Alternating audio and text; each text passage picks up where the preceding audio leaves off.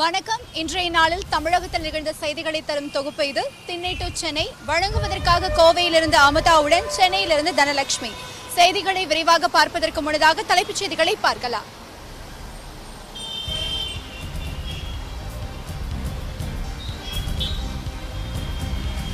அடுத்த 24 மணி நேரத்தில் தமிழகத்தின் ஓரிரு இடங்களில் மழை பெய்ய வாய்ப்பு.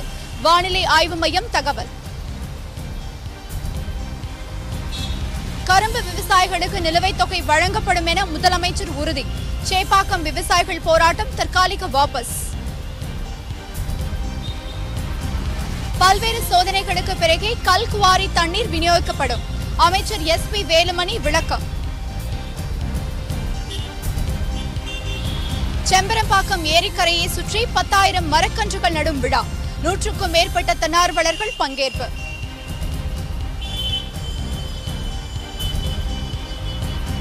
மீன்பிடிக்க சென்ற கட்டுமரம் கவிழ்ந்து விபத்து. குளச்சல் மீனவர்கள் 2 உயிரிழப்பு.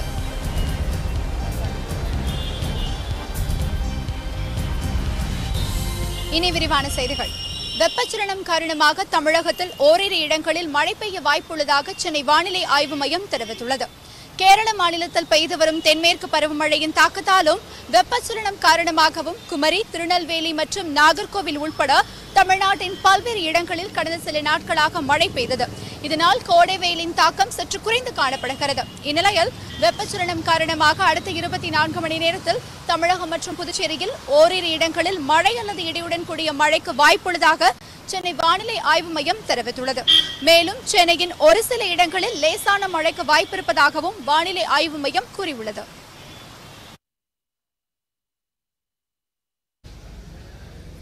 சென்னை சேப்பாக்கத்தில் நடைபெற்று வந்த விவசாயிகள் போராட்டம் தற்காலிகமாக வாபஸ் பெறப்பட்டுள்ளது. டெல்லியில் 41 நாட்கள் தொடர் போராட்டம் நடத்தியது போல சென்னை சேப்பாக்கத்திலும் தேசிய தென்னிந்திய நதிகள் இணைப்பு விவசாயிகள் சங்கத்தின் தலைவர் ஐயா கண்ணு தலைமையில் 2வது நாளாக விவசாயிகள் போராட்டம் ஈடுபட்டு வந்தனர். இந்நிலையில் விவசாயிகள் கோரிக்கை தொடர்பாக தலைமை செயலகத்தில் முதலமைச்சர் எடப்பாடி பழனிசாமியை ஐயா கண்ணு இன்று சந்தித்து பேசினார். முதல்வர் சந்திப்பிற்கு பிறகு செய்தியாளர்களை சந்தித்த ஐயா கண்ணு கரும்பு விவசாயிகளுக்கு நிலுவைத் தொகை 1 மாதத்தில் வழங்கப்படும் என்று முதலமைச்சர் உறுதியளித்துள்ளதாக தெரிவித்துள்ளார். அதனால் போராட்டத்தை தற்போது திரும்ப பெற்றுக் கொள்வதாகவும் இன்னும் 2 மாதத்திற்குள் கோரிக்கைகளை நிறைவேற்றவில்லை என்றால் மீண்டும் போராட்டம் தொடரும் என்றும் அவர் கூறினார். ஹைட்ரோ கார்பனை நான் அனுமதி வழங்க மாட்டோம் என்று உறுதியளித்திருக்கின்றார். இந்த விவசாயிகளுடைய கடன் பிரச்சனைகளில் நடவடிக்கை எடுக்கிறேன் என்று கூறியிருக்கிறார். அதனால் எங்களுக்கு ஒரு திருப்தி அளித்ததால் நாங்கள் இந்த போராட்டத்தை வாபஸ் ஆகிட்டோம். இந்த 2 மாதத்தில் செய்யலைன்னா மறுபடியும் தொடருவோம். இதனிடையே தஞ்சை விவசாயிகள் போராட்டத்தில் ஈடுபட உள்ளதாக தகவல் பரவியதை அடுத்து அம்மாவட்டம் முழுவதும் போலீசார் அதிக அளவில் குவிக்கப்பட்டுள்ளனர். சென்னை சேப்பாக்கம் விருந்தினர் மாளிகை முன்பு போராட்டத்தில் ஈடுபட்டு வரும் விவசாயிகளுக்கு ஆதரவாக தஞ்சாவூரில் உழவர் விடுதலை இயக்கத்தைச் சேர்ந்தவர்கள் பல இடங்களில் முற்றுகையிடப் போவதாக வாட்ஸ்அப்பில் தகவல் பரவியது. இதனையடுத்து தஞ்சை பெரிய கோவில், பழைய பேருந்து நிலையம், புதிய பேருந்து நிலையம், ரயில் நிலையம், நீதிமன்ற வளாகம், மாவட்ட ஆட்சியர் அலுவலகம் மற்றும் நாரஸ் கார்னர் உள்ளிட்ட பல பகுதிகளில் ஆயிரக்கணக்கான போலீசார் குவிக்கப்பட்டுள்ளனர். தஞ்சை பெரிய கோவிலுக்கு வரும் பக்தர்கள் பலத்த சோதனைக்கு பிறகே அனுமதிக்கப்படுகின்றனர். ஹைட்ரோ கார்பன் திட்டம், மீத்தேன் திட்டத்திற்கு எதிராக உழவர் விடுதலை இயக்கத்தினர் போராட்டத்தில் ஈடுபட்டு வந்தனர். இதனால் முன்னெச்சரிக்கை நடவடிக்கையாக சில நடவடிக்கைகள் எடுக்கப்பட்டுள்ளதாக காவல்துறை வட்டார தகவல்கள் கூறுகின்றன. போலீசாரின் இந்த நடவடிக்கையால் தஞ்சை முழுவதும் பரபரப்பாக காணப்படுகிறது.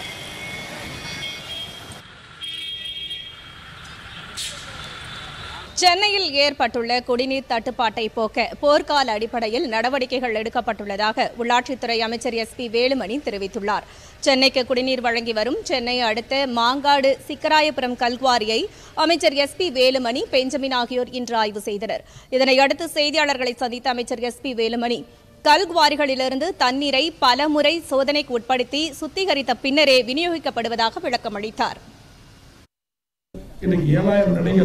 இதுவரையிலும் சரித்திரத்திலே விநியோகம் செய்திருக்கிறது. அந்த மாதிரி போர்க்கால அடிப்படையில் நடவடிக்கை எடுத்துக்கொண்டு வருவது தொடர்ச்சியாகத்தான் இன்றைக்கு 22க்கு மேற்பட்ட கல்குவாரிகள் ஆய்வுகள் மேற்கொள்ளப்பட்டு கல்குவாரியில் தேங்கியிருக்கக்கூடிய மழைநீர் உங்களுக்கு இங்க இருக்கக்கூடிய செம்பரம்பாக்கம் நிறைய எல்லாம் பார்த்தீங்கன்னா மழைக்காலத்திலிருந்து ஓவர்ஃப்ளோ ஆகி வரக்கூடிய இங்கே இருக்கக்கூடிய மழை நீரை குடிநீருக்கு பயன்படுத்த வேண்டும் என்று நம்முடைய எம்டி அவருடைய செக்ரட்டரி நம்முடைய எம்டி தலைமையிலே குழு அமைக்கப்பட்டு சிறப்பான முறையில் அந்த பணிகளை மேற்கொள்ளப்பட்டு கல் கோரில் தேங்கியிருக்கும் நீரை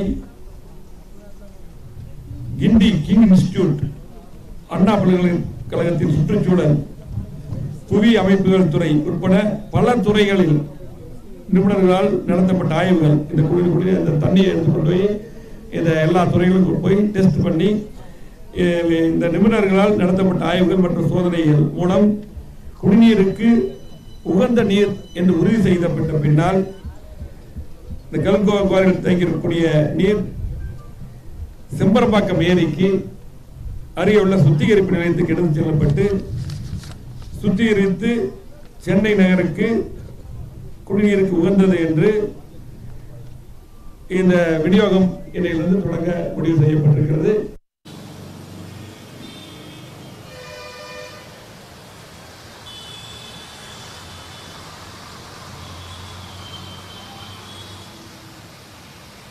கீரனூரில் உள்ள அரசு மகளிர் மேல்நிலைப் பள்ளியில் அடிப்படை வசதிகள் விரைவில் செய்து கொடுக்கப்படும் என்று கல்வித்துறை அமைச்சர் செங்கோட்டையன் தெரிவித்துள்ளார்.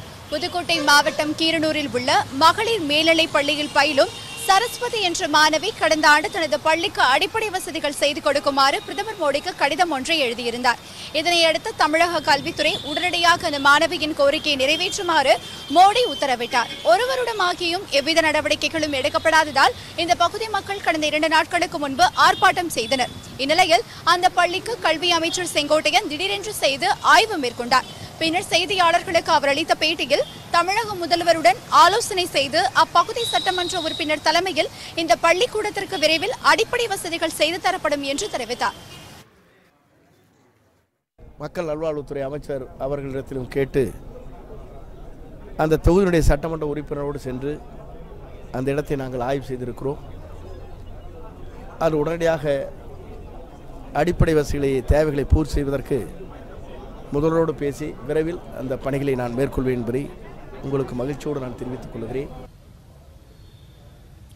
இலங்கை அரசின் நடவடிக்கையால் மலேசியாவில் தாம் தடுத்து நிறுத்தப்பட்டதாக மதிமுக பொதுச் செயலாளர் வைகோ குற்றம் சாட்டியுள்ளார். சென்னை விமான நிலையத்தில் செய்தியாளர்களிடம் பேசிய வைகோ மலேசியாவில் தன்னை ஒரு கைதி போல நடத்தினர் என்றும் இது கண்டனத்திற்குரிய செயல் என்றும் குற்றம் சாட்டினார். மலேசிய அரசு இந்த பிரச்சனையில் நடந்து கொண்டது மிக தவறானது. ஒரு நம்மகிட்ட நல்ல ராஜ்ய உறவுகள் இருக்கும்போது நான் ஃபார்மர் மெம்பர் ஆஃப் பார்லிமெண்ட்னு தெரியும். என் மேலே மலேசியாவில் எந்த கேஸும் கிடையாது, ஒன்றும் கிடையாது. அது அனுமதிக்காதது மிகவும் கண்டனத்துக்குரியது. சார், உங்களை அலோவ் பண்ணலன்றதுக்காக தமிழகத்தில் ஒட்டுமொத்த தலைவர்களும் ஒரே குரலா கண்டனம் தெரிவிச்சிருக்காங்க. இது மிகப்பெரிய எனக்கு கேட்கவே ரொம்ப மகிழ்ச்சியா இருக்கு. அதாவது எதுலையுமே ஒரு நன்மை கிடைக்குது பாருங்க. எனக்கு என்ன நன்மை கிடைச்சதுன்னா, இந்த ஒரு பெருசா நாம ஒன்றும் 10 மாசம் 1 வருஷம் ஜெயில இல்லை, ஒரு 16 மணி நேரம் உட்கார வச்சிருந்தாங்க. ஆனா தமிழ்நாட்டில் அவ்வளவு தலைவர்களை கண்டனம் தெரிவித்தது நான் உண்மையிலேயே நம்ம நெகிழ்ந்து போயிட்டேன். ஐ am very much touched. I extend my heartiest thanks to all the leaders. Kanyakumari மாவட்டம் குளச்சலில் மீன்பிடிக்க சென்ற கட்டுமரம் கவிழ்ந்து விபத்துக்குள்ளானதில் 2 மீனவர்கள் உயிரிழந்தனர். கன்னியாகுமரி மாவட்டம் குளச்சல் மீனவ கிராமத்தைச் சேர்ந்த ரசலையன், தாசன், பெஞ்சமின் ஆகியோர் நேற்றிரவு குளத்தில் மீன்பிடித்து துறைமுகத்திலிருந்து கட்டுமரத்தில் கடலுக்கு மீன்பிடிக்க சென்றனர். மண்டைக்காடு அருகே கடற்பகுதியில் செல்லும் போது சேரி வந்த கடல் அலையில் சிக்கி கட்டுமரம் திடீரென்று கவிழ்ந்து மீனவர்கள் 3 நீரில் மூழ்கினர். இதில் ரசலையன் என்பவர் கடுமையாக நீந்தி போராடி கரைக்கு வந்து சேர்ந்தார். ஆனால் தாசன், பெஞ்சமின் ஆகிய இருவரும் சடலமாக மீட்கப்பட்டனர். இந்த சம்பவத்தால் மீனவ கிராமமே சோகத்தில் மூழ்கியுள்ளது.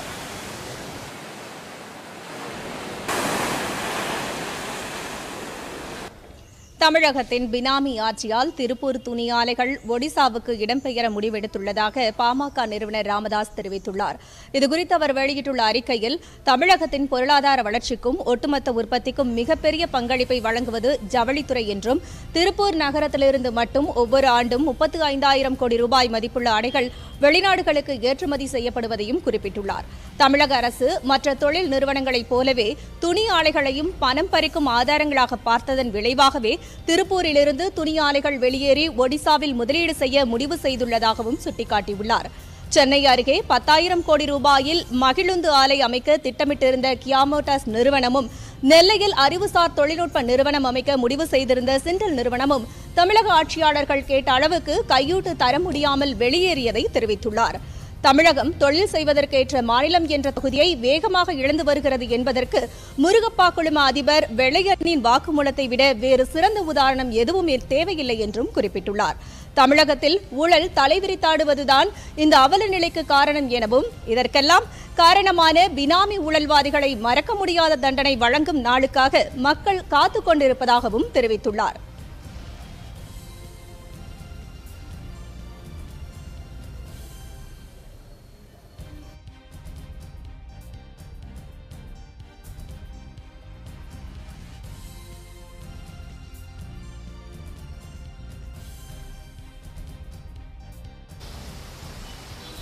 சிபிஎஸ்இ மற்றும் மாநில பாடத்திட்டத்தில் பயின்று நீட் தேர்வு மூலம் மருத்துவ இடங்களை பெற்றவர்கள் குறித்த விவரங்களை தெரிவிக்க வேண்டும் என்று மத்திய அரசு மற்றும் இந்திய மருத்துவ ஆணையத்திற்கு சென்னை உயர்நீதிமன்றம் உத்தரவிட்டுள்ளது.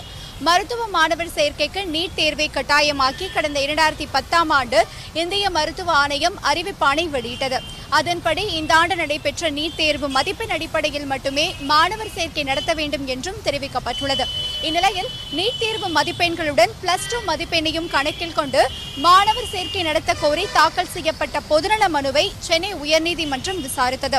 அப்போது சிபிஎஸ்இ மற்றும் மாநில பாடத்திட்டத்தில் பயின்று நீட் தேர்வு மூலம் மருத்துவ இடங்களை பெற்றவர்கள் எத்தனை பேர் என்பது குறித்து அறிக்கை தாக்கல் செய்யுமாறு இந்திய மருத்துவ ஆணையத்திற்கும் சிபிஎஸ்இக்கும் நீதிமன்றம் உத்தரவிட்டது. மேலும் நாடு முழுவதும் பல்வேறு பாடத்திட்டம் உள்ள நிலையில் நீட் தேர்வில் சிபிஎஸ்இ பாடத்திட்டத்தின் கீழ் மட்டுமே கேள்விகள் கேட்கப்பட்டது ஏன் என்றும் நீதிமன்றம் கேள்வி எழுப்பியது.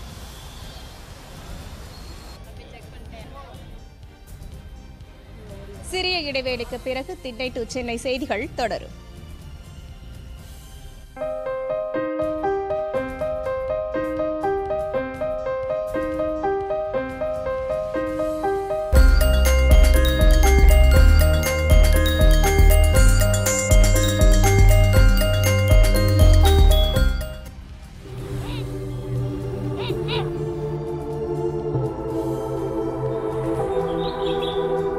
விழித்தெழும் உலகம்.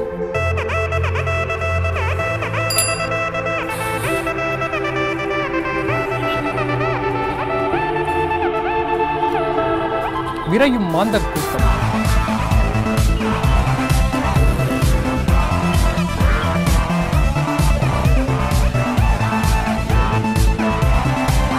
இயற்கை தரும் இனிய பரிசு. மறைந்த பொழுதின் அடிச்சுவட்டில் இன்று துவங்கும் நாள் புதிது. திங்கள் முதல் வெள்ளி வரை நாள்தோறும் காலை 6 மணி முதல் 10 மணி வரை காவேரி நியூஸ் தொலைக்காட்சி. உங்களின் அன்றாட வாழ்க்கையில் மாற்றத்தை ஏற்படுத்தும் தனித்துவமான செய்திகளை உங்களுக்காக நாங்கள் தொகுத்து தருகிறோம். எப்பொழுதும் இணைந்திருங்கள் காவேரி நியூஸுடன்.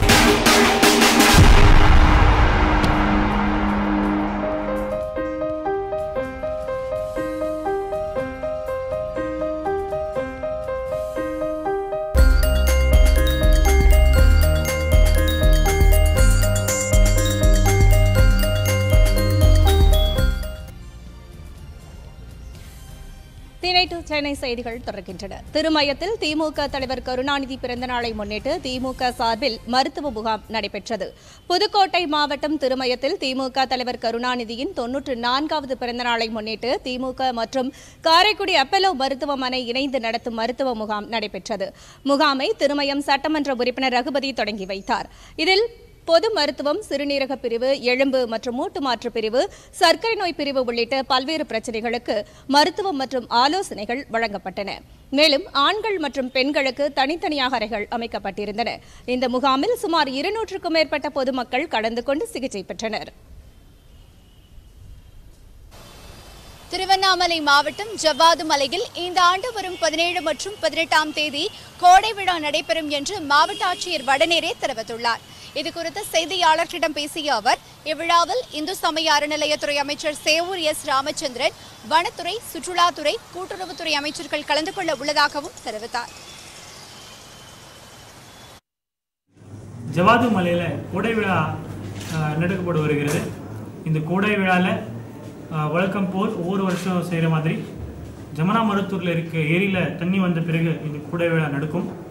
இந்த கோடை விழாவில் மாண்புமிகு வனத்துறை அமைச்சர் அவர்களும், மாண்புமிகு சுற்றுலாத்துறை அமைச்சர் அவர்களும், மாண்புமிகு கூட்டுறவுத்துறை அமைச்சர் அவர்களும் மற்றும் மாண்புமிகு இந்து சமய மற்றும் அறநிலையத்துறை அமைச்சர் அவர்களும் பங்கேற்று வர்றதுக்கு வர போகிறாங்க. அவங்களுக்கு நாங்கள் வரவேற்கிறோம்.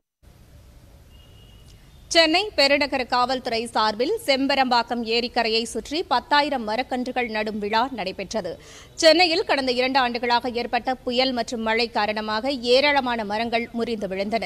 இதில் செம்பரம்பாக்கம் ஏரியை சுற்றி இருந்த மரங்கள் அதிக அளவில் விழுந்தன. இந்நிலையில் சென்னை பெருநகர காவல்துறையினர் சார்பில் செம்பரம்பாக்கம் ஏரிக்கரையை சுற்றி 10,000 மரக்கன்றுகள் நடப்பட்டன. இதில் சென்னை பெருநகர இணை ஆணையர் சந்தோஷ்குமார் சிறப்பு விருந்தினராக கலந்து கொண்டார். இந்த நிகழ்ச்சியில் காவல்துறையினருடன் சேர்ந்து தனியார் கல்லூரி மற்றும் பள்ளி மாணவர்கள் 100கணக்கானோர் கலந்து கொண்டு மரக்கன்றுகளை நட்டனர். சென்னை காவல் பெருநகர காவல் ஆணையர்கள் அவர்களின் உத்தரவு பேரில் அவர்களின் ஆலோசனை பேரில் இன்று செம்பரம்பாக்கம் ஏரியில் 10,000 மரக்கன்றுகள் நடும் விழா நடத்தப்பட்டது. இதில் சென்னை போலீஸ் மற்றும் சாய்ராம் கல்லூரி, little flower convent, Lions club இவர்கள் நாங்கள் அனைவரும் சேர்ந்து போலீஸ் மாணவர்கள் எல்லாம் சேர்ந்து இன்றைக்கி டோட்டல் 10,000 மரக்கன்றுகள் இன்றைக்கி செம்பரம்பாக்கம் ஏரியில் நட்டிருக்கிறோம். இதே போல் வருஷம் நிறைய மரங்களை நட்டு இந்த பகுதியை ஒரு வனமாக மாற்ற வேண்டும் என்பதுதான் மதுரையில் உள்ள அரசு காப்பகத்தின் மீது தொடரப்பட்ட பொதுநல வழக்கில் மதுரை மாநகராட்சி எல்லைக்குள்ளேயே வேறு காப்பகத்தில் இடம் தர வேண்டும் என்று சென்னை உயர்நீதிமன்ற மதுரை கிளை உத்தரவிட்டது. மதுரை KK நகர் தங்கராஜ் சாலையில் தமிழக அரசால் நடத்தப்படும் அன்னை சத்யா நினைவு குழந்தைகள் காப்பகத்தில் 112 பள்ளி மாணவிகள் தங்கி பயின்று வருகின்றனர். இந்நிலையில் இந்த காப்பகத்தில் 35 பேர் மட்டுமே தங்க இயலும் என்ற விதிமுறைகளின் அடிப்படையில் மீதமுள்ள மாணவிகள் வேறு காப்பகங்களை அணுகி தங்களுக்குரிய இடத்தை பெற்றுக்கொள்ள காப்பக நிர்வாகம் உத்தரவிட்டதை அடுத்து கடந்த ஜூன் 7ஆம் தேதி பள்ளி திறப்பு நாளன்று தங்களது பெற்றோருடன் வெளியேறும் நிலை உருவானது. இப்பிரச்சனையில் தலையிட்ட சமூக ஆர்வலரும் வழக்கறிஞருமான செல்வகோமதி சென்னை உயர்நீதிமன்ற மதுரை கிளையில் பொதுநலன் வழக்கு ஒன்றை தாக்கல் செய்தார். இதனை அவசர வழக்காக எடுத்துக்கொண்டது மதுரை உயர்நீதிமன்றம். நீதிபதிகள் DS சிவஞானம் மற்றும் CV கார்த்திகேயன் ஆகியோரை கொண்ட அமர்வின் முன்பாக விசாரணைக்கு வந்தது. பாதிக்கப்பட்ட 56 மாணவிகளுக்கு உடனடியாக மாற்று ஏற்பாடுகளை செய்ய வேண்டும் என்றும் குறிப்பிட்ட காப்பக வளாகத்தில் கூடுதல் கட்டடங்கள் கட்டும் பணியை உடனடியாக தொடங்க வேண்டும் என்றும் கட்டடங்கள் கட்டுவதற்கான திட்ட அறிக்கையை தாக்கல் செய்யவும் நீதிபதிகள் உத்தரவிட்டுள்ளனர். மேலும் வருகின்ற ஜூன் 14ஆம் தேதிக்கு விசாரணையை ஒத்திவைத்தனர்.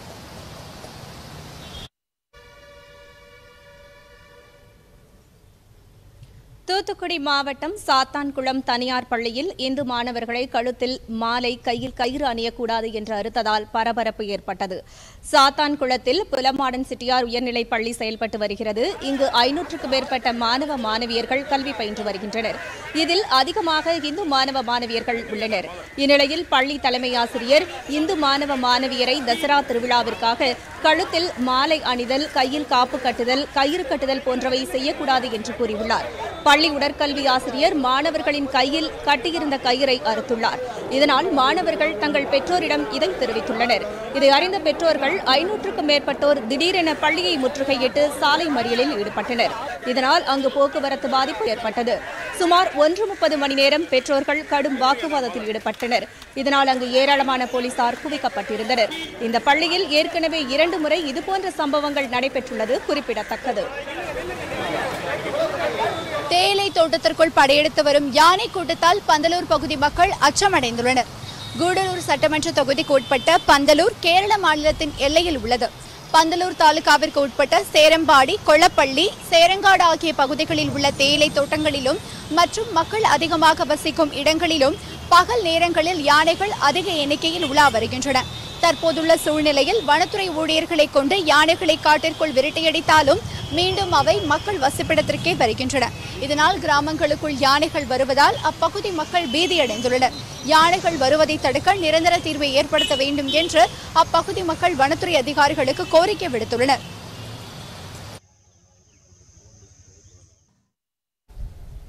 3 ஆண்டுகளுக்கு தேவையான நலத்திட்டங்களுக்கான வரைவு அறிக்கைகளுடன் தமிழக அரசு மத்திய அரசை அணுகினால் உடனடியாக நிதி ஒதுக்கீடு செய்யப்படும் என மத்திய ஊரக வளர்ச்சித்துறை அமைச்சர் வெங்கையா நாயுடு தெரிவித்துள்ளார்.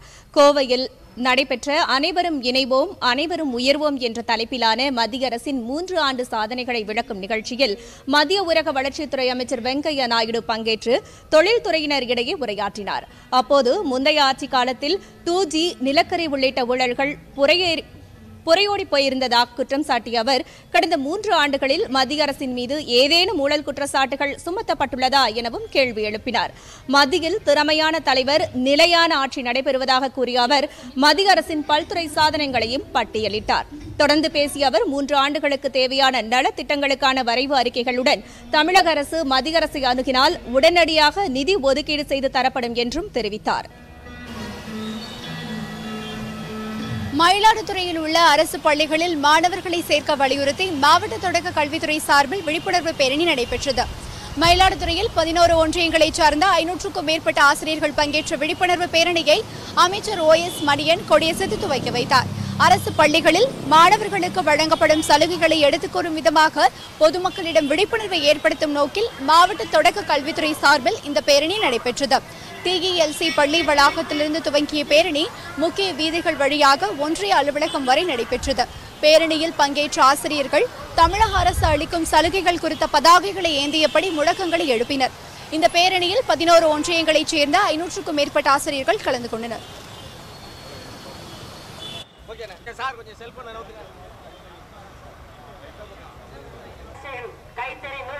நடுநிலையான செய்திகளை முழுமையாக அறிந்து கொள்ள பயணிப்போம் காவேரி நியூஸ் தொலைக்காட்சியுடன். புதிய செய்திகளை அறிந்து கொள்ள kaverininews.tv என்ற இணையதளத்தை பார்க்கவும்.